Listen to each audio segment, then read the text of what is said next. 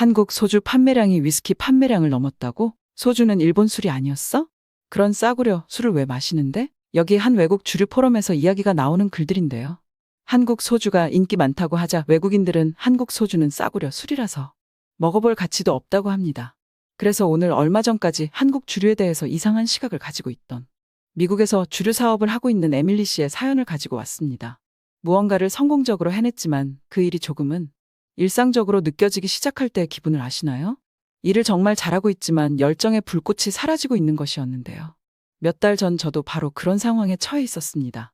저는 미국에서 가장 빠르게 성장하고 있는 하드셀처 및 캔 칵테일 브랜드를 운영하고 있는 창립자이자 CEO인 에밀리입니다.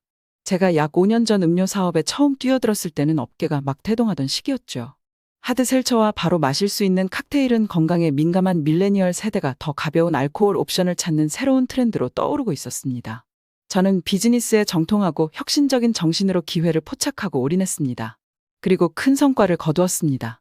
작년에 저희 회사는 매출 1억 달러를 돌파했으며 Beverage Trade Network에서 선정한 최고의 부티크 주류 브랜드 중 하나로 선정되었습니다. 드래곤프루트 일렉트롤리트, 말차, 스키범과 같은 독특한 맛으로 마니아층을 형성하고 있습니다. 여러 플랫폼에서 50만 명이 넘는 팔로워가 미적 감각이 돋보이는 캔 디자인과 밝은 색감의 음료 사진을 보고 군침을 흘리는 등 소셜미디어도 잘 운영되고 있습니다. 하지만 솔직히 말씀드리자면 그 짜릿함이 조금씩 사라지기 시작했습니다. 저는 제가 만든 제품이 정말 자랑스럽고 성공에 감사하고 있습니다. 하지만 저와 같은 기업가 정신은 끊임없이 새로운 도전, 다음 개척지를 갈망합니다. 거기에서 흥분을 느낀다고 해야 할까요? 그러던 중 제 책상을 가로지르는 흥미로운 통계가 제 호기심을 자극했습니다. 전 세계 소주 소비량이 2027년까지 매년 12% 이상 성장할 것으로 예측된다는 것이었습니다. 그 당시 제 소주에 대한 지식은 없었다는 걸 인정하겠습니다. 친구들이 한국 드라마에 열광할 때마다 소개되는 한국의 쌀 술이라는 정도만 알고 있었죠. 솔직히 저는 일본 술인 줄 알았어요. 일본에 다양한 소주가 많으니까요. 하지만 소주의 문화적 의미나 한국뿐만 아니라 전 세계적으로 얼마나 널리 소비되고 있는지는 잘 몰랐어요. 그래서 제가 찾아보던 자료들 중 소주는 한국에서 가장 많이 팔리는 주류일 뿐만 아니라 전 세계에서 가장 인기 있는 주류 중 하나로 연간 7,600만 상자 이상 판매되고 있다고 하더군요. 이는 캐나다 전체 위스키 시장의 약 3배에 달하는 규모입니다. 소주 산업은 진로와 한라산이라는 두 개의 주요 업체가 주도하고 있으며 2021년 기준 한국 소주 시장의 약 70%를 차지하고 있습니다. 하지만 진정한 한국식 소주 경험에 대한 전 세계적인 관심에 힘입어 프리미엄장인 소주 브랜드도 점점 더 많아지고 있습니다. 항상 새로운 트렌드가 정점에 도달하기 전에 그 흐름에 동참하고자 하는 저는 해외에서 소주의 급격한 성장세를 보여주는 이 수치가 눈길을 끌었습니다. 한국의 전통에 깊이 뿌리박고 기능적으로는 보드카나 다른 증류주와 비슷하지만 미국 시장에서는 아직 상대적으로 덜 알려진 음료? 기업가라면 잘만 하면 되겠는데? 같은 생각이 들었습니다. 그래서 저는 처음부터 소주 전문가가 되기로 대담한 결정을 내렸습니다. 제품의 고향과 문화적 뿌리를 탐험하는 것보다 제품에 대해 배우는 더 좋은 방법은 없으니까요. 저는 서울행 비행기를 예약하고 제 관점을 크게 바꿔놓을 여행을 준비했습니다. 지금 돌이켜보면 한국에 대한 저희 선입견은 거의 우스꽝스러워 보입니다. 출국 전에는 친구들이 열광하는 대중문화, 즉 오징어 게임과 같은 K-드라마의 양식화된 세계, K-팝 뮤직비디오의 안무, 재미있는 비디오 게임, 애니메이션 같은 영화 등을 통해 한국에 대한 이해가 거의 전부였죠. 오해하지 마세요. 저는 한국 엔터테인먼트의 수출이 높은 측면에 대해 충분히 존중합니다. 전 세계적으로 불고 있는 한류가 없었다면 저는 소주라는 술은 꿈도 꾸지 못했을지도 모릅니다. 대중문화 현상은 이전에는 생소했던 문화에 대한 호기심을 자극하는 관문 역할을 하곤 합니다. 그랬기 때문에 문화산업도 정말 중요한 것이겠죠. 비행기의 타이어가 인천국제공항 활주로에 닿는 순간 저는 한국에 대한 저희 인식이 얼마나 없었는지 금방 깨달았습니다. 따뜻하고 화창한 공기 속으로 발을 내딛자마자 저는 고대의 전통과 국제적인 현대가 번잡하게 교차하는 모습에 충격을 받았습니다. 깔끔하게 우뚝 솟은 깔끔한 금속과 유리로 만들어진 고층 빌딩이 있는 것들을 보면서 매우 매력적이라는 느낌이 들었습니다. 화려한 색상의 전통 한복을 입은 노점상들이 길거리 손수레에서 따끈한 떡볶이와 김밥을 팔고 있었고 최첨단 지하철역과 최신 전자기기를 파는 번화한 소매시장도 몇 걸음 떨어진 곳에 있었습니다. 택시를 타고 혼잡한 거리 사이를 지나가는 동안 활기와 에너지가 느껴졌습니다. 네온 불빛이 끝없이 깜빡거렸습니다. 구운 고기, 고소한 찌개, 군침 도는 길거리 음식의 향기가 열린 창문 너머로 섞여 스며들었습니다. 그 후 며칠 동안 저는 한국에 대한 것들을 알고 싶어졌습니다. 아침에는 한국의 5,000년 유구한 역사와 문화적 전통을 훌륭하게 보존한 수많은 박물관과 궁궐을 둘러보며 시간을 보냈습니다. 국립민속박물관에서는 삼국시대부터 내려오는 화려한 유물과 유물, 수백 세대에 걸쳐 완성된 장인의 기술을 보여주는 정교한 목공예품과 자수를 보며 감탄했습니다. 경복궁에서는 조선시대로 돌아간 듯한 착각이 들 정도로 완벽하게 복원된 왕실 경내를 거닐며 세심하게 지어진 건축 디테일과 화려한 정원 요소 하나하나의 상징적인 의미를 배웠습니다.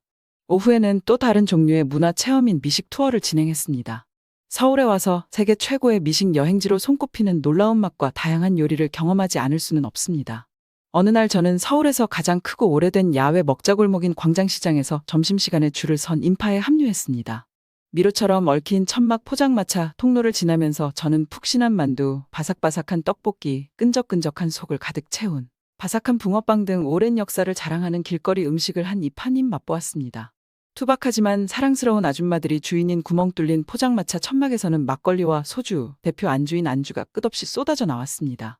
그리고 대대로 내려오는 가족 레시피를 보존하고 있는 소박한 가게부터 전통 궁중 요리를 현대적으로 재해석해 세계적으로 인정받는 고급 한식당까지 다양한 레스토랑이 있었습니다.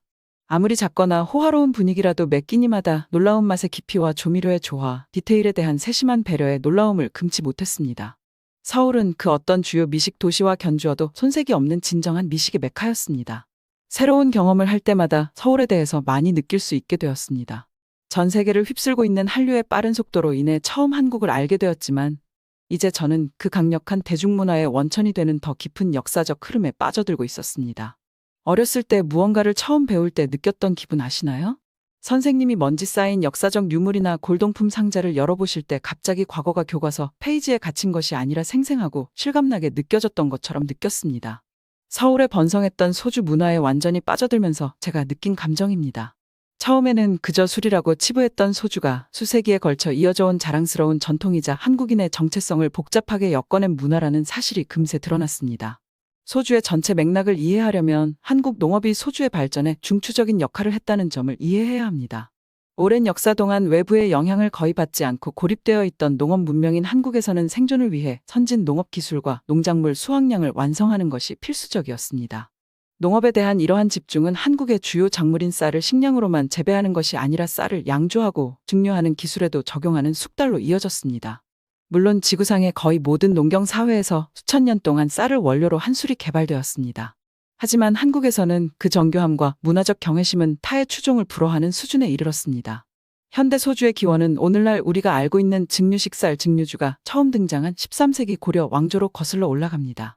당시에는 광주소주, 안동소주 등의 전통적인 이름으로 불리며 왕족과 평민 모두가 즐겼습니다. 이후 조선 왕조가 500년 동안 이어가면서 소주 제조는 혁신과 개선을 거듭해 여러 세대에 걸쳐 완성된 장인의 기술로 발전했습니다. 19세기에는 노동 인구의 무려 40%가 어떤 형태로든 소주 산업에 종사했습니다. 말 그대로 소주는 사회 곳곳에 뿌리내린 국민 음료가 되었습니다. 소주가 세련되고 현대적인 상품으로 변모했음에도 불구하고 그 깊은 문화적 뿌리는 오늘날에도 여전히 뚜렷하게 남아 있습니다. 수세기에 걸쳐 가문 대대로 내려오는 전통 제조 방식을 고수하는 명장들의 조용한 자부심에서 그 뿌리를 느낄 수 있습니다. 저는 서울에서 남쪽으로 약 1시간 거리에 있는 소주 생산지로 유명한 화성을 방문했을 때 이를 직접 경험했습니다. 이 지역에서 가장 유명한 양조장 중 한 곳에서 저는 60대 후반의 부드러운 말투를 가진 10대 명인의 조명이 희미한 작업 공간으로 친절하게 안내를 받았습니다. 그는 몇 주에 걸친 노동 집약적인 3중 증류 과정의 각 구성 요소를 꼼꼼하게 안내하면서 숙성된 오크 발효 항아리와 구리 포트 스틸을 부드럽게 어루만지곤 했습니다. 이 도구들은 단순한 직업 도구가 아니라 수백 년에 걸쳐 전해 내려온 신성한 가보였으며 각각에는 이전에 이 도구들을 사용했던 장인의 기운이 깃들어 있었습니다. 모든 과정의 기저에는 전통을 존중하는 동시에 새로운 차원의 품질과 기술로 끌어올리겠다는 확고한 신념이 있었습니다. 그 결과 소주는 거칠고 썩은 소주라는 선입견을 완전히 깨뜨린 초월적인 술이 탄생했습니다. 한 모금 마실 때마다 미묘한 곡물 알갱이가 우아하게 섞인 복잡한 꽃향기, 오크와 인삼 허브 향의 부드러운 키스, 상쾌하고 깨끗한 거의 점성이 느껴지는 입맛을 느낄 수 있었습니다. 최고급 위스키처럼 경건하게 마시고 음미할 가치가 있는 프리미엄 장인의 제품임에 틀림없습니다. 하지만 제가 서울에서 경험한 소주 감상의 면면은 장인의 솜씨로 빚어진 장인의 소주만이 아니었습니다. 서민들의 술이라는 소주의 뿌리 깊은 정체성을 반영하는 투박하고 군더더기 없는 소주집도 곳곳에서 볼 수 있었습니다. 어느 모퉁이만 돌면 허름한 포장마차 천막이나 구멍 뚫린 골목 선술집의 점심시간이면 소란스러운 인파가 몰려들어 초록색 병을 부딪히며 소주잔을 기울이는 모습을 볼 수 있었습니다. 희미한 조명의 술집 안에서는 시끌벅적하고 활기찬 농담이 리필된 소주잔과 함께 소주와 지글거리는 파전과 함께 자유롭게 흐르고 있었습니다. 세련된 세련미는 전혀 찾아볼 수 없었지만 제가 경험한 술자리 중 가장 따뜻하고 친절한 분위기의 술집이었어요. 완전히 외국인이었음에도 불구하고 끝없이 소주를 바로 내어주고 엄청나게 맛있는 한국식 술안주를 끊임없이 권해서 저는 너무 편안하고 좋았습니다. 김이 모락모락 피어오르는 아늑한 공간에서 울려 퍼지는 거칠고 유쾌한 에너지와 요란한 환호에 휩쓸리지 않기가 어려웠습니다. 인생의 베테랑들이 흥에 겨운 학생들과 함께 술잔을 연거푸 두드리고 흘러나오는 쿵쾅거리는 K-팝에 맞춰 열정적으로 몸을 흔들고 있는 모습을 보고 있자니 가슴이 뭉클해졌습니다. 소주는 단순한 음료가 아니었고 제가 그전에 생각했던 빠른 대량 유통과 이윤 극대화를 위해 설계된 딱딱한 상업적 상품이 아니었습니다. 아니, 소주는 한국 문화의 심장 박동과 정신과 본질적으로 얽혀 있었습니다. 소주는 계급이나 신분을 초월해 사회 각계각층을 관통하는 자랑스럽고 끊을 수 없는 끈이었고 모두가 즐길 수 있는 음료였어요. 마침내 저는 한국 밖의 세계가 간과하거나 잘못 해석했던 이 사랑받는 국민 음료의 진정한 힘과 매력을 이해하기 시작했습니다. 예술과 문화적으로 풍부한 이 나라의 많은 측면처럼 소주에는 호기심 많은 사람들이 발견하고 감상하기를 기다리는 전 세계가 담겨 있었습니다. 저의 소주 깨우침은 완전하지는 않았지만 새로운 경험과 교류, 관점을 얻을 때마다 한국의 진정한 본질을 이해하는 능력을 흐리게 했던 강력한 고정관념과 1차원적인 가정을 조금씩 벗겨내고 한국의 가장 상징적인 문화적 힘의 기저에 있는 더 깊은 의미를 파악하기 시작한 것 같았습니다. 그리고 저는 소주 홍보대사가 되었고 소주에 관한 느낀 점에 대해서 여러분에게 이야기 드리고 있는 겁니다. 제 인생에서 가장 큰 여행 목표를 꼽으라고 한다면 아마도 지구 반대편에서 소주를 마시는 것은 50위 안에 들지 못했을 것입니다. 젊고 돈 없고 지극히 평범한 미국인일 때는 지구 반대편에서 신비한 외국 술을 마시는 것이 버킷리스트 순위에서 꽤 낮은 순위를 차지할 수 있다는 마음가짐은 이해합니다. 하지만 10년 또는 20년을 훌쩍 뛰어넘어 약간의 기업가정 노하우와 새로운 성공을 경험하고 나면 갑자기 예상치 못한 형태로 기회가 찾아왔습니다. 소주를 둘러싼 관습과 풍미, 오랜 전통에 완전히 몰입하는 것만큼 한국에 대한 선입견이나 피상적인 고정관념을 완전히 깨뜨릴 수 있는 것은 없습니다. 서울의 활기찬 포장마차부터 경건한 장인의 양조장, 흥겨운 분위기로 가득한 희미한 조명의 동네 선술집에 이르기까지 다양한 곳에서 이 상징적인 음료를 경험하는 것은 끝없이 매혹적인 이 나라의 심장 박동하는 문화에 눈을 뜨게 하는 힘을 지니고 있습니다. 개인적으로 이 여행은 여러 가지 면에서 제 마음을 흔들어 놓았습니다. 직업적 측면에서 보면 전국적인 대중화에도 불구하고 한국 사회에서 소주가 얼마나 뿌리 깊게 자리 잡고 있는지 파악하는 것은 고객 이해의 마스터 클래스였습니다. 성공한 기업가라면 누구나 고객과 소통하기 위해서는 문화적 열정의 핵심 포인트를 파악하는 것이 중요하다는 것을 알고 있습니다. 하지만 좀 더 개인적이고 인간적인 차원에서 소주에 완전히 몰입하면서 문화적 사각지대와 무지에 대한 불편한 진실을 마주하게 되었습니다. 이번 여행 전에는 한국 문화에 대한 저희 인식이 한심할 정도로 1차원적이었다는 사실을 가장 먼저 인정하겠습니다. 저는 주로 서구에서 폭발적인 인기를 누리고 있는 화려한 K-팝 비디오와 양식화된 드라마, 영화라는 엔터테인먼트 렌즈를 통해 한국 문화를 바라보았는데요. 저는 전 세계를 강타한 한국 문화 한류의 이러한 측면에 대해 존경과 팬덤을 가지고 있을 뿐입니다. 한국의 엄청난 재능과 부인할 수 없는 문화적 힘을 전 세계적으로 인정받게 해준 세심하게 만들어진 예술 작품이자 훌륭한 엔터테인먼트 상품이기 때문입니다. 하지만 서구의 광범위한 접근성과 상업적 성공을 위해 깔끔하게 포장된 수출품들을 소비하면서 저는 무의식적으로 고정관념화된 인물, 지나치게 세련된 미학, 극화된 허구를 진실로 믿었습니다. 한국의 역사적 뿌리와 지속적인 문화적 진정성의 근간을 이루는 놀라운 사실적 깊이를 간과하거나 무시했습니다. 서울에서의 시간은 그런 순진한 피상적이고 표면적인 해석을 강력히 거부하게 했습니다. 미시적으로는 수세기에 걸쳐 전승된 증류기술을 고수하는 소주 장인들과 함께 일하는 것 같은 단순한 상호작용을 통해 이러한 깨달음을 얻었습니다. 최고급 숙성 라벨을 단 소주 한 잔을 마시며 오랜 친구처럼 저를 포용해준 술집 주인들의 따뜻함과 열정을 느꼈습니다. 한편의 서사시 같은 문화적 이야기와 오랜 궁중 요리에 뿌리를 둔 복합적인 풍미가 담긴 요리를 정성스럽게 선보인 한국 최고의 미식가들의 초월적인 예술성을 맛보았습니다. 거시적인 관점에서 한국 문화의 위대함을 매 순간 느낄 수 있는 눈부신 행사였습니다. 어떤가요? 이게 제가 쓴 글의 일부분인데 소주에 대한 것을 여러분에게도 공개하고 싶어서 이 사연에 대해서 글로 작성하게 되었는데요. 나중에 한갈색 머리를 한 단발머리 외국인이 소주를 음미하고 있다면 인사를 건네주세요. 그게 저일 수도 있으니까요. 왜 여기서 울고 있니? 죄송합니다. 얼른 갈게요. 죄송해요. 여기 한국의 한 골목에서 한국인 할머니와 외국인 소녀가 대화를 나누고 있습니다. 외국인 소녀는 할머니가 말을 걸자 몸을 부들부들 떨며 두려운 듯 죄송하다며 황급히 자리를 뜨려고 하는데요. 그때 할머니가 이 외국인 소녀를 불러 세웠습니다. 과연 이 소녀는 무슨 이유로 한국의 골목길에서 홀로 울고 있던 걸까요? 오늘은 멕시코에서 온 앨리스 베가의 이야기를 들려드릴게요. 안녕하세요. 제 이름은 앨리스 베가입니다. 저는 멕시코시티 출신입니다. 하지만 지금은 대한민국 서울에 있죠. 사실 제가 한국에 오게 될 줄은 꿈에도 생각하지 못했습니다. 하지만 멕시코에서의 삶이 위험해져서 탈출해야만 했기 때문에 저는 한국으로 올 수밖에 없었죠. 아무도 저를 찾지 않는 곳이 한국이었거든요. 사실 저는 한국에 대해 아무것도 몰랐어요. 한국 사람들은 차갑고 거칠다고만 생각했었죠. 예전에 한국인 투자자와 나쁜 거래를 한 적도 있었거든요. 그는 저에게 거짓말을 하고 제 돈을 훔쳐갔어요. 저는 그 후로 한국을 쭉 싫어했죠. 하지만 지금은 이 거대하고 혼잡한 도시에 혼자 있습니다. 너무 낯설어요. 밝은 네온사인이 저를 향해 깜빡입니다. 한글은 읽을 수가 없어요. 마늘과 참깨 냄새가 코를 찌릅니다.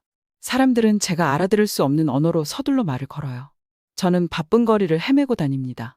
웃는 젊은이들로 가득한 발을 지나가요. 함께 쇼핑하고 손을 잡고 걷는 가족들을 봅니다. 하지만 아무도 저를 쳐다보지 않아요. 저는 보이지 않는 투명인간이 된 기분입니다. 배가 꼬르륵거립니다. 하루 종일 아무것도 먹지 못했어요. 저는 작은 식당에 들어갑니다. 카운터 뒤에 있던 할머니가 저를 보고 얼굴을 찡그리는 것을 발견했어요. 그녀는 한국말로 무언가를 날카롭게 말하며 고개를 저으셨죠. 저는 환영받지 못한다는 것을 알 수 있었습니다. 저는 더욱 외로워진 기분으로 식당을 나섰습니다. 한적한 골목을 찾아 빈 상자에 앉았어요. 눈물이 쏟아졌어요. 저는 고개를 손에 묻었습니다. 내가 대체 여기서 뭐 하는 거지? 이곳은 너무 낯설어요. 갑자기 부드러운 목소리가 무슨 일 있으세요? 라고 묻습니다. 고개를 들어보니 어떤 할머니가 제 위에 서 있었습니다. 할머니의 옷은 낡고 색이 발해 있었어요. 얼굴에는 주름이 깊게 패여 있었지만 눈은 따뜻하게 빛나고 있었습니다. 아니에요. 제가 말했습니다. 폐를 끼치려던 건 아니었어요. 죄송합니다. 얼른 가볼게요. 괜찮아요. 할머니가 느리고 어눌한 영어로 말합니다. 밥은 먹었어요? 저는 의아한 표정으로 그를 바라보았습니다. 그러자 할머니는 미소를 지으며 따라오라는 손짓을 했죠. 저도 모르게 일어나서 할머니와 함께 길을 걷고 있는 제 자신을 발견했어요. 우리는 샛길에 있는 작은 국수 가게로 갔습니다. 할머니가 음식을 주문하고 계산을 하셨어요. 곧 긴 면발이 담긴 김이 모락모락 나는 국수 그릇이 저희 앞에 놓였습니다. 음식을 먹으면서 할머니는 저에게 부드러운 질문을 했습니다. 저는 마음을 열고 멕시코에서 도망친 이야기를 꺼냈어요. 할머니는 주의 깊게 듣고 고개를 끄덕입니다. 제 이야기가 끝나자 할머니는 그저 조용히 앉아 있었어요. 그러더니 자신의 이름이 박순자라고 말합니다. 할머니는 제가 한국이 낯설게 느껴졌을 것 같다고 미안하다고 말합니다. 괜찮다면 자신이 한국에 대해 가르쳐주고 싶다고 하셔서 저는 더욱더 감사함을 느끼게 되었어요. 박순자 할머니는 한국의 역사에 대해 이야기하기 시작했습니다. 할머니는 한국이 오랜 세월 동안 일본의 통치 아래서 한국이 어떻게 고통을 겪었는지 설명합니다. 그리고 1950년대 한국전쟁으로 많은 부분이 파괴되었다고 말씀하셨어요. 수많은 사람들이 죽고 가족들이 뿔뿔이 흩어졌죠. 하지만 한국 국민들은 희망을 포기하지 않았다고 할머니는 말했어요. 모두들 재건을 위해 함께 노력했습니다. 한국인들은 교육에 집중하고 일자리를 구하고 서로를 돌보았습니다. 대한민국은 조금씩 회복되었습니다. 그리고 이제 한국은 세계에서 가장 강력한 경제대국 중 하나가 되었죠. 저는 박순자 할머니의 말을 주의 깊게 들었습니다. 저는 한국인은 차가운 사람들이 아니라는 것을 알기 시작했습니다. 그들은 고난을 극복함으로써 그들의 힘을 보여주었어요. 가족과 공동체는 그들에게 계속 나아갈 수 있는 힘을 주었죠. 박순자 할머니는 내일 다시 만나자고 하셨어요. 할머니는 자신의 나라와 국민에 대해 더 많은 것을 가르쳐 주겠다고 하셨죠. 저는 할머니의 친절함에 감사함을 느꼈어요. 이곳에 도착한 후 처음으로 제 안에 작은 희망의 불꽃이 피어오르는 것을 느꼈습니다. 다음 날 저는 박순자 할머니를 다시 만나러 갔습니다. 그는 저를 공원으로 데려가 벤치에 앉혔습니다. 주변에는 가족, 친구들과 함께 즐거운 시간을 보내고 있는 한국인들이 보였어요. 박순자 할머니는 지나가는 많은 사람들에게 손을 흔들며 인사를 건넵니다. 한국에서는 공동체는 매우 중요해요. 라고 할머니는 설명합니다. 한국 사람들은 서로 간의 유대감에서 힘을 얻을 수가 있어. 박순자 할머니는 더 많은 역사를 들려줍니다. 할머니는 1910년부터 한국이 어떻게 일본의 침략과 지배를 받았는지 설명했어요. 일본은 한국어와 문화를 파괴하려 했습니다. 그들은 한국인을 열등한 민족으로 여겼죠. 하지만 한국인의 정신은 꺾을 수 없었다고 박순자 할머니는 말합니다. 가족들은 몰래 자녀들에게 한국어와 문화적 전통을 가르쳤습니다. 그들은 자신의 정체성을 지우지 않았죠. 1945년 마침내 일본이 패망하자 한국인들은 기뻐했습니다. 하지만 그들의 고통은 끝나지 않았습니다. 얼마 지나지 않아 한국전쟁이 발발했고 대한민국은 반으로 갈라졌습니다. 전쟁이 발발했을 때 박순자 할머니는 어린 소녀였죠. 그 시절은 정말 힘들었어. 라고 그녀는 조용히 회상합니다. 항상 배고프고 두려웠지. 하지만 우리는 나아갈 방법을 찾았단다.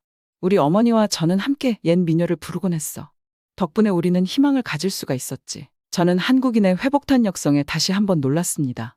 저는 무지가 사라지는 것을 느꼈어요. 그 자리에서 저는 박순자 할머니와 한국 사람들에 대한 존경심이 생겼습니다. 한국은 세계에 많은 선물을 줬어. 라고 박순자 할머니는 저에게 말합니다.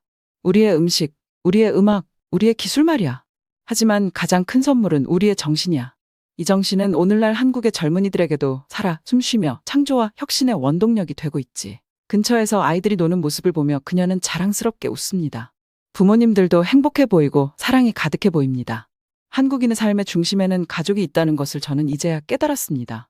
한국의 이야기를 이해하도록 도와준 박순자 할머니께 진심으로 감사함을 느꼈습니다. 할머니와 이야기를 나누면서 제 마음이 열렸습니다. 저는 한국인은 강인하고 열정적인 사람들이라는 것을 알게 되었습니다. 많은 고난을 이겨냈지만 여전히 베풀 줄 아는 사랑을 가지고 있죠. 저는 이 나라를 더 많이 탐험하고 싶어졌어요. 언어를 배우고 음식을 맛보고 문화를 경험하고 싶어졌죠. 박순자 할머니는 제가 상상하지 못했던 한국의 아름다움을 보여주셨어요.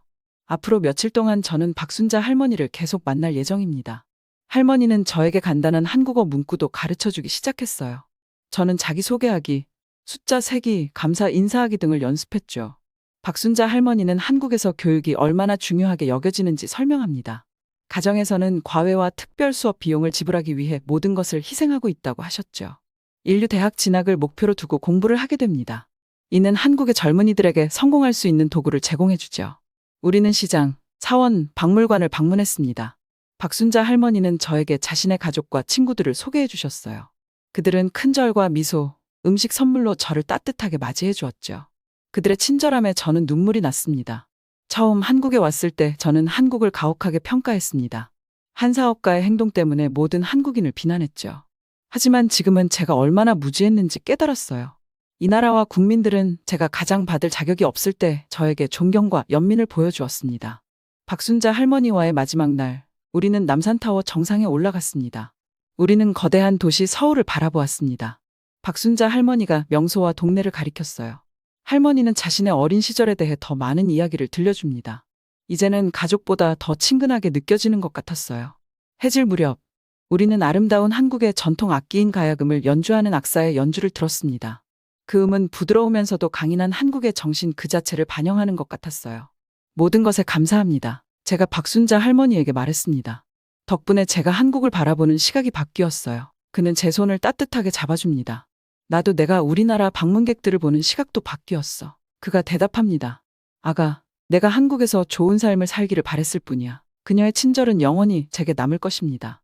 박순자 할머니는 제 눈과 마음, 그리고 무엇보다도 제 마음을 열어주었습니다. 저는 제가 잘못 판단했던 서울의 풍경을 바라봅니다. 이제 이곳은 제 집이 될 것만 같은 기분이 들었어요. 저는 한국에 온 지 한 달이 되었습니다. 저는 매일매일 이 나라를 더 많이 이해하고 있습니다. 박 선생님의 친절은 제가 한국인을 바라보는 시각을 바꾸어 놓았어요. 이제 저는 이 문화에 대해 모든 것을 배우고 싶어요. 저는 시장을 방문해 구경도 하고 음식도 먹어봅니다. 어느 날 과일을 파는 노점에 들렀습니다. 할머니가 미소를 지으며 달콤한 참외와 수분이 많은 귤을 맛보라고 권합니다. 다른 노점에서는 한 남자가 떡볶이라는 간식을 건네줍니다. 매콤한 빨간 양념이 들어간 떡볶이입니다. 매운맛 때문에 입안이 얼얼합니다. 하지만 그 맛은 놀랍습니다. 시장에는 이름 모를 음식과 물건들이 가득합니다. 건어물과 참기름, 알록달록한 비단, 수제 냄비 등 모든 것이 새롭게 느껴집니다. 저는 한국식 간식인 파전을 만드는 할머니를 구경하기 위해 발걸음을 멈췄습니다. 할머니는 능숙하게 반죽을 섞어 파채와 함께 튀깁니다. 그 냄새에 배에서 으르렁거림이 느껴집니다. 할머니가 고개를 들어 저를 향해 손짓합니다. 먹어봐. 그녀가 말한다. 그녀는 김이 모락모락 나는 파전을 접시에 담아 내게 건넸어요. 하지만 저는 지불할 돈이 없었습니다. 하지만 그녀는 미소를 지으며 앉으라고 손짓합니다. 이 후한 인심을 어떻게 거절할 수 있을까요? 의자에 앉아서 한 입 먹어봅니다. 정말 맛있었어요. 파전은 겉은 바삭하고 속은 부드럽습니다. 파가 달콤한 풍미를 더해주었어요. 파전이 왜 그렇게 인기가 있는지 이제 알 것 같습니다. 파전을 먹는데 한 무리의 중년 여성들이 저를 지켜보고 있었습니다. 그들은 서로 속삭이면서 저를 가리킵니다. 제가 긴장하기도 전에 한 여성이 앞으로 다가옵니다. 안녕, 나는 최진솔이라고 한단다. 그녀가 조심스럽게 영어로 말합니다. 어디서 왔어? 여긴 한국엔 왜 온 거니? 저는 멕시코에서 왔고 새로운 출발이 필요하다고 최진솔 씨에게 말했습니다. 다른 여성들은 혀를 끌끌 차며 고개를 끄덕였어요. 제가 한국에서 이방인인 게 안쓰러워 보였나 봐요. 우리랑 같이 먹는 건 어떠니? 진솔 아줌마가 선언한다. 우리 음식을 보여줄게. 다른 아줌마들도 신나게 동의합니다. 그들은 서둘러 다양한 음식이 담긴 접시를 가져옵니다. 곧 잔치가 식탁을 뒤덮었어요. 아줌마들은 소불고기, 잡채, 김밥, 냉면, 그리고 김치까지 다 먹어보라고 권하셨어요. 매콤하고 신맛이 나는 김치는 처음 먹어보는 맛이었어요. 아줌마들은 김치가 한국인의 정신을 상징한다고 설명했어요. 그 강한 맛은 한국인의 불같은 에너지를 반영합니다. 하지만 그 좋은 점은 함께 만드는 공동체에서 비롯되죠. 식사를 하면서 아줌마들은 저에게 질문을 하고 한국말을 가르쳐 주었어요. 그들의 따뜻함과 웃음이 저를 집처럼 편안하게 해줍니다. 낯선 이방인에게 친절하게 대해주는 아줌마들의 모습에 저는 감동받았어요. 진솔 아주머니는 한국에서는 서로 챙겨준단다. 너는 여기 혼자 잤니? 이제 우리가 너의 한국 엄마가 되어줄게. 라고 말합니다. 저는 그 말에 눈물이 날 뻔했습니다. 이렇게 즉각적으로 받아들여지는 느낌은 처음이었어요. 이 여성들은 정말 마음이 큰 사람들입니다. 순자 할머니 이후로 아줌마들도 저를 가족처럼 대해주셨어요. 식사 후 아줌마들은 저에게 김치 담그는 법을 배우러 오라고 합니다. 다음 날 저는 아줌마들과 다른 동네 아줌마들과 함께 김장을 합니다. 배추 잎을 씻고 소금으로 문지릅니다. 매콤한 양념에 무, 어간장, 기타 재료를 섞어 버무립니다. 나이든 아줌마들이 양배추 사이에 양념을 펴바르는 방법을 알려줍니다. 모두 함께 웃고 떠들며 작업합니다. 비록 한국말을 다 알아듣지는 못하지만 공동체의 일원이 된 기분이 듭니다. 발효를 위해 커다란 김치 항아리 준비를 마칩니다. 아줌마들은 겨울 내내 저와 함께 김치를 나누기로 약속합니다. 그날 밤 저는 버스를 타고 제가 빌린 작은 방으로 돌아갑니다. 따뜻한 음식을 먹으니 행복하고 배부른 기분이 듭니다. 아줌마들은 저에게 많은 관심을 보여주었습니다. 얼마나 감사한지 전하고 싶어요. 다음 날 저는 아줌마들을 위해 얼마 남지 않은 돈으로 선물을 사러 쇼핑하러 갑니다. 핸드크림과 예쁜 마스크, 향기로운 비누를 샀어요. 시장이 문을 닫은 후 선물을 가방에 담아 선물했죠. 아줌마들은 정말 기뻐하셨어요. 저를 안아주고 뺨을 두드리며 한국말로 고맙다고 인사하셨죠. 우리 딸, 그들이 말했어요. 저는 행복한 눈물을 참아야 했습니다. 진솔 아주머니는 저를 자신의 아파트로 초대했어요. 아주머니는 남편과 두 딸, 어린 손자 등 가족 사진을 보여주며 자랑스럽게 이야기하셨어요. 그녀는 자녀들이 학교와 직장에서 이룬 성과를 자랑스럽게 설명하셨어요. 그녀의 집은 아늑하면서도 매우 깨끗하고 깔끔했습니다. 그녀는 저에게 맛있는 점심과 달콤한 떡을 대접합니다. 설거지를 도와드리겠다고 했지만 아주머니는 거절했어요. 너는 손님이잖니? 진솔 아주머니가 고집을 부리셨어요. 우리는 함께 한국 드라마를 시청했어요. 진솔 아주머니가 통역을 하며 줄거리를 설명해 주셨어요.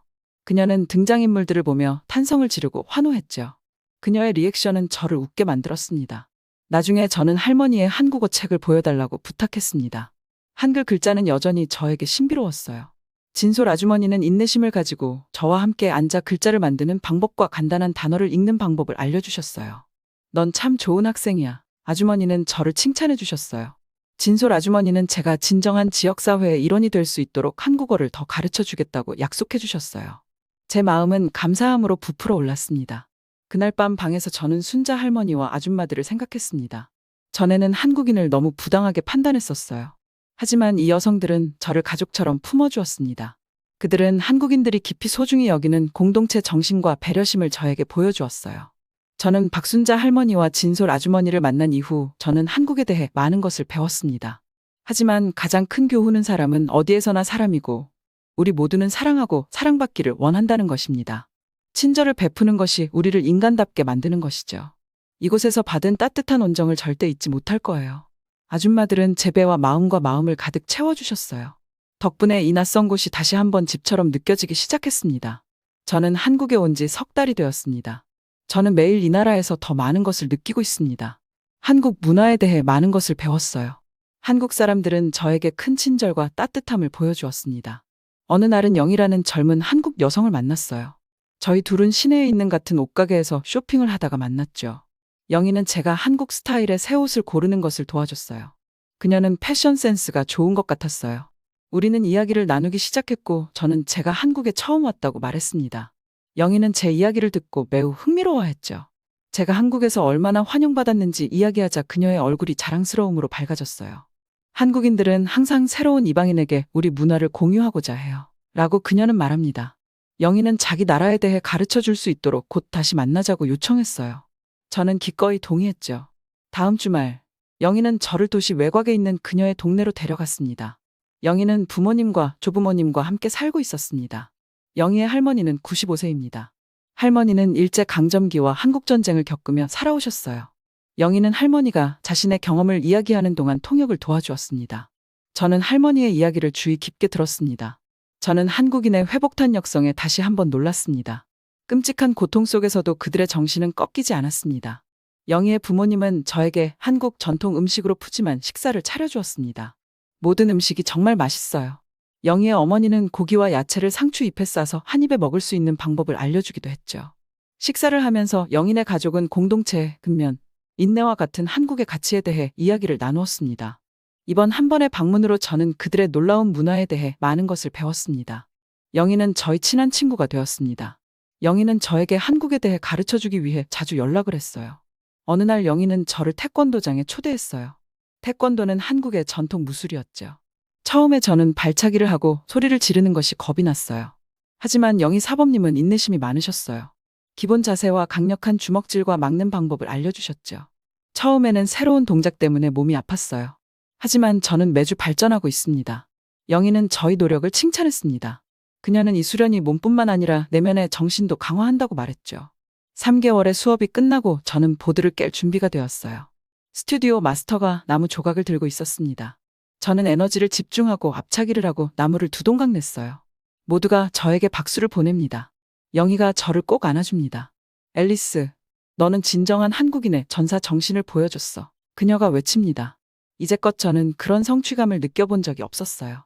영희가 보여주는 한국은 정말 흥미진진합니다.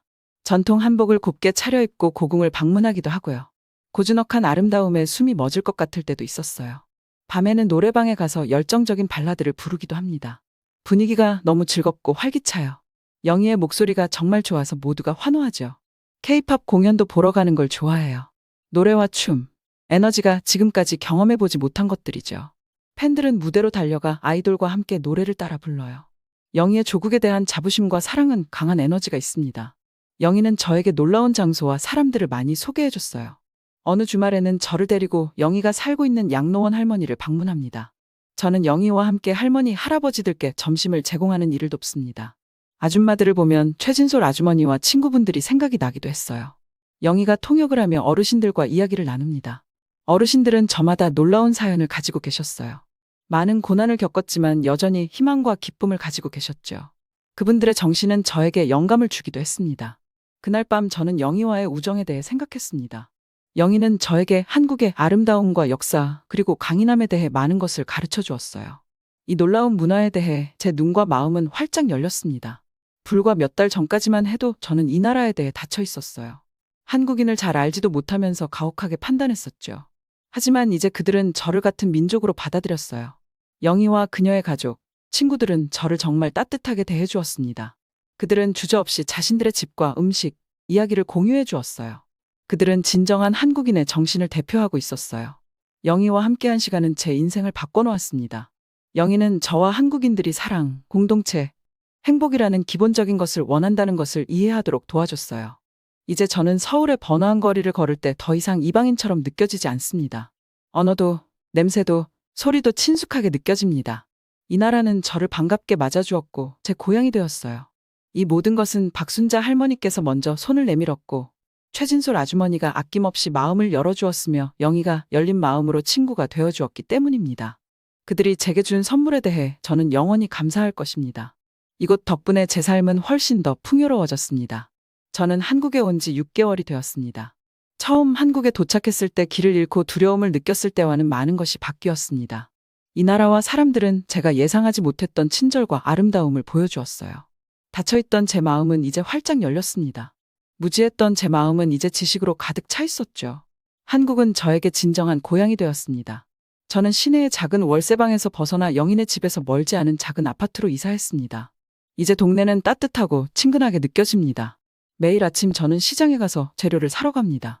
야채와 두부를 파는 아줌마들이 반갑게 맞아줍니다. 가끔은 수다를 떨며 물건을 사면 싸움품으로 작은 선물을 주기도 하죠. 국물 끓이는 냄새, 고기 굽는 냄새, 향신료 냄새가 시장을 가득 채웁니다. 저는 바로 먹을 수 있는 따끈한 떡볶이와 파전을 사려고 발걸음을 멈춥니다. 한때는 낯설었던 그 맛들이 이제는 제게 위로가 되고 있었어요. 오후에는 이주민을 위한 한국어 교실에 갑니다. 송선미 선생님은 인내심이 많지만 엄격한 스타일이세요. 격식 있는 말투와 한글 편지 쓰는 법을 가르쳐 주시죠. 저의 반 친구들은 중국, 베트남, 필리핀 등 다양한 나라에서 왔어요. 우리는 이 어려운 언어를 마스터하기 위해 함께 고군분투하며 경험을 공유하면서 강한 우정을 쌓아가고 있습니다. 밤에는 지금 살고 있는 동네에서 영희와 자주 모입니다. 집에서 만든 맛있는 음식을 먹거나 노래방에 가서 노래를 부르거나 최신 클럽에 가기도 하죠. 처음 한국에 왔을 때는 서울의 거대하고 혼란스러운 규모에 겁이 났어요. 하지만 지금은 지하철을 돌아다니고 시장을 구경하고 시내를 탐험하는 것이 편안해졌습니다. 영희는 외지에 사는 조부모님을 만나러 가자고 저를 초대하기도 해요. 그녀의 할아버지는 고추, 허브, 채소로 가득한 텃밭을 보여줬습니다. 너도 이제는 나한테 손녀 같은 존재다. 할아버지가 제 손을 토닥이며 말합니다. 그의 말이 제 가슴에 와 닿았습니다. 할아버니의 친절함에 마음이 따뜻해졌어요. 주말이면 영희와 저는 국내 여행을 떠납니다. 우리는 역사적인 사찰로 유명한 고대 수도 경주를 방문하기로 했어요. 경주에서 저희는 수백 년 된 건물의 아름다움에 감탄했습니다. 남쪽 항구 도시 부산도 둘러봤어요. 울퉁불퉁한 해안선, 우뚝 솟은 다리, 바다 전망은 정말 놀라웠습니다. 생선시장은 무섭지만 재미있어요. 어디를 가든 한국인들은 열렬한 환대로 우리를 맞이해 주었어요. 상점 주인들은 한국 음식의 맛과 선물을 제공했죠. 그들은 저희와 함께 한국 문화를 공유하는 것을 기쁘게 생각했어요. 여행을 마치고 산 중턱에 있는 사찰에서 휴식을 취합니다. 고요한 분위기가 제 마음을 진정시켜줍니다. 이 나라가 저에게 얼마나 많은 것을 주었는지 생각해봅니다. 영희는 제 손을 따뜻하게 잡아주었어요. 내가 내 인생에 와서 정말 행복해. 그녀가 이야기했어요. 영희는 제가 개방적이고 호기심 많고 성실한 한국의 정신을 대표한다고 말했어요. 그 말에 저는 깊은 감동을 받았습니다. 저는 이제 진정으로 저를 키워준 이 문화의 일부가 되었습니다. 그날 밤 저는 아파트에서 서울 시내를 바라보았습니다. 음식부터 언어, 옷차림, 일상에 이르기까지 한국은 이제 편안했어요. 저는 제가 용기를 내어 이곳에 올 수 있게 된 것에 정말 감사함을 느낍니다. 열린 마음으로 베풀어준 친절 덕분에 닫혀있던 제 마음과 정신이 활짝 열렸어요. 저는 이곳에서 다시 태어났습니다. 앞으로의 도전은 아직 남아있습니다. 이 문화에 적응하는 것은 평생의 과정지만 이제 저는 저를 이끌어줄 한국인의 정신이 있습니다. 이 나라는 많은 고통과 고난을 겪었습니다. 하지만 한국인들은 계속해서 성장하고 미래를 향해 나아가고 있습니다. 그들의 열정이 제 열정에 불을 지폈어요. 저는 한국에서의 새로운 삶이 기대됩니다. 한국은 저에게 값진 선물을 주었고 제 자신을 다시 찾을 수 있도록 도와주었어요. 이 땅은 이제 제 가슴에 새겨져 있습니다. 위에 다른 따뜻한 사연들도 있으니 꼭 시청해주세요. 구독과 좋아요 부탁드릴게요. 끝까지 시청해주셔서 감사합니다. 그럼 내일 또 만나요.